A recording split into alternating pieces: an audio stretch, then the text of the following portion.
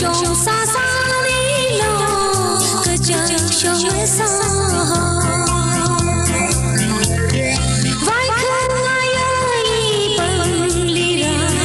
phong sông xa đa mà phong khơi yêu lung ly truy đời khơi lấy sát mây hồ thủy ly khi mana sa shi mít mi chapra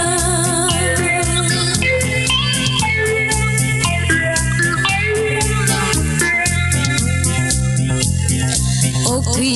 ly khara agam thầy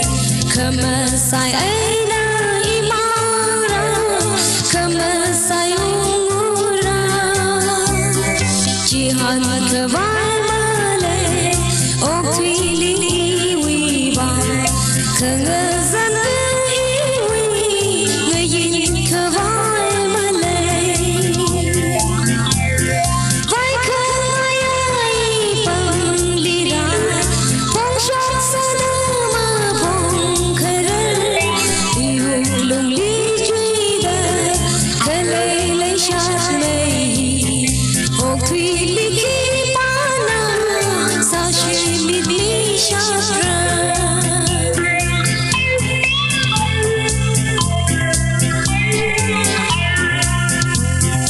Ketharan samhara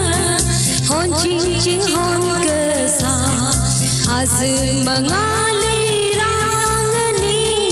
khanakali waha migli char kada kipan mira char magtara ini sambhana sa